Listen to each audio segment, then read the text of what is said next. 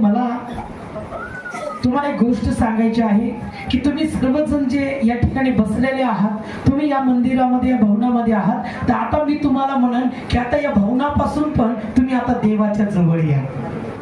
काय म्हणत आहे?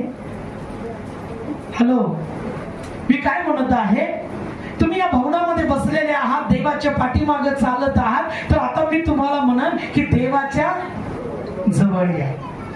कुठे या? बोला ना, देवाच्या जवळ या. Praise the Lord. आणि देवाच्या जवळ जाण्यासाठी प्रियांनो, मला तुम्हाला काही गोष्टी सांगायच्या आहे. देवाच्या जवळ आल्यावर मी तुम्हाला सांगतो, तुम्हाला दुप्पट आशीर्वाद मिळणार आहे. हालेलुया. चला, जकरियाच्या पुस्तकामध्ये 9 अध्याय 12 वचनामध्ये मी तुम्हाला घेऊन जाईल. जकरियाच्या पुस्तकामध्ये, जकरियाचं पुस्तक 9 अध्याय 12 वचन असं सांगतं की आशा धरून राहिलेले बंदिवान हो, दुर्गाकडे परत या. आज मी हे जाहीर करतो की मी तुम्हाला दुप्पट प्रतिफळ देईल. हालेलुया. मी तुम्हाला दुप्पट प्रतिफळ. हालेलुया. बायबल सांगतं, आशा धरून राहिलेल्या सर्व प्रियजनांनो, सर्व लोकांनो, सर्व बंदिवानांनो, तुम्ही परमेश्वराच्या जवळ या. कुठे या? बोला ना, परमेश्वराच्या जवळ या.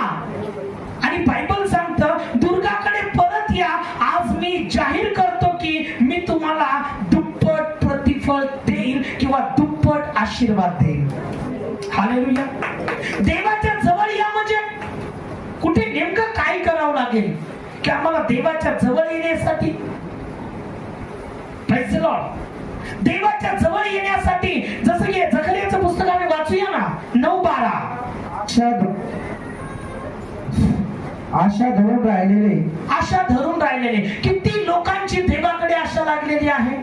बोला ना, आज नाही तर उद्या माझं प्रतिफळ मला मिळेल, आज नाही तर पुढच्या आठवड्यामध्ये माझा आशीर्वाद मला मिळेल, आज नाही तर आहे ना अजून पुढे मला परमेश्वराने देव केलेले आशीर्वाद मिळेल. अशा आशा आहे की नाही तुम्हाला?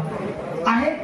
म्हणून बायबल सांगतं, जे तुम्ही आशा धरून बसलेले लोक आहे, बायबल तुम्हाला परमेश्वराच्या वचनातून तो परमेश्वर बोलत आहे आणि म्हणत आहे की आशा धरून राहिलेल्या बंदिवानांनो, म्हणजे प्रिय लोकांनो, दुर्गाकडे परत या. तुम्ही देवाच्या जवळ या. कुठे या? बोला ना, तुम्ही देवाच्या जवळ या. तो देव काय